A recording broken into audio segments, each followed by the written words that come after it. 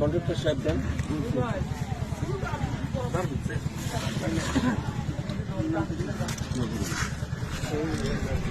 দাও এনে দাও ওখান থেকে দাও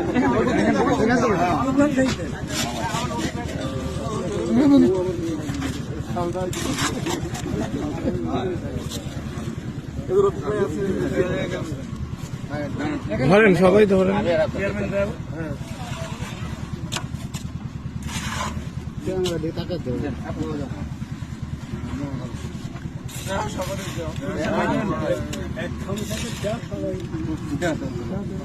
প্রথমত কথা যে পানি দিবে, পানি দিচ্ছে, পানির কোনো কমতি ঘাটতি রাখা যাবে না, কারণ এই ব্যাপারে অভিজ্ঞতা আপনাদের আছে।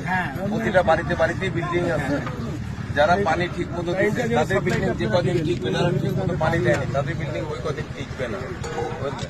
রাস্তা কন্ট্রাক্টর সাহেব আপনাদের সহযোগিতা করবে, কিন্তু কোনো ডিস্টার্ব করেন না, তাহলে ভালো মতো কাজ করে যাবে। বিগত দিনে আওয়ামী লীগ সরকারের আমলে যা হয়েছে, কন্ট্রাক্টর কি কাজ করলো না করলো, দুই একজনের পকেটে কিছু টাকা পয়সা উঠলে পরেই খুশি, কিন্তু গোটা গ্রামই তো ক্ষতিগ্রস্ত হয়ে গেল, ক্ষতিগ্রস্ত হলো। আমরা এই কাজটা করব না। কন্ট্রাক্টর সাহেব যাতে কোনো কথা বলতে না পারে যে আপনার ভৌগোলিক সীমারেখার মধ্যে মানুষ চাঁদাবাজি করতে যায়, টাকা চাচ্ছে, কাজ ঠিক মতো করতে দিচ্ছে না। কন্ট্রাক্টরের কাছ থেকে কাজ আপনার 16 আনা বুঝাই নেবেন, 16 আনা বুঝাই নেবেন, যেভাবে এখানে শিডিউল করা আছে সেভাবে কাজ আপনারা বুঝাই দিবেন, কিন্তু ওনাকে কোনো ডিস্টার্বে রাখতে পারবেন। আর কন্ট্রাক্টর মহোদয়কে বলি, আপনাকে যদি কোনো ডিস্টার্ব দেয় তাহলে সরাসরি আমাকে আপনি স্মরণ করবেন।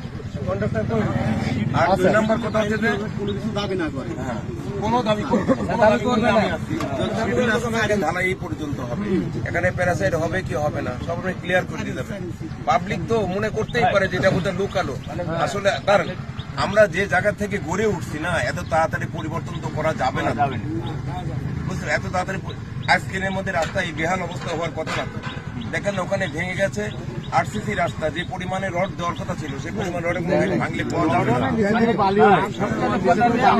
কিন্তু সেই সময় তো জনগণ দেখেনি। দু একজন মাতব্বর আছে, মাতব্বররা টাকা নিয়ে না ঠিক আছে এইভাবে কাজ করে দাও। আর বেটা হচ্ছে এমপি সাহেবের বেটা কাজ করে গেছে, ওখানে কথা বলবে, আনোয়ার সাহেব কাজ করবে এখানে। দেখেন যে ওই ব্রিজে ওঠা যায় না, ব্রিজের পাশে কি বেহাল অবস্থা। আমরা কথা হচ্ছে যে নিজেদের ব্যক্তি স্বার্থ উপেক্ষা করে সমষ্টিগত স্বার্থটা দেখবো, দুটি কাজ দেখবেন কাজ ঠিক মতো করতেছে কিনা।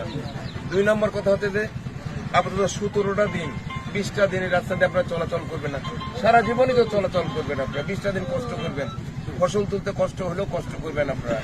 আর 3 নম্বর কথা হচ্ছে যে পানি দিচ্ছে কিনা, পানিটা খুব জরুরি, বুঝলেন? সিমেন্ট যদি 1 বস্তা কমও হয় না, পানি কিন্তু দিতে হবে, ইউনিয়নটা খুব জরুরি। তো সবাইকে ধন্যবাদ।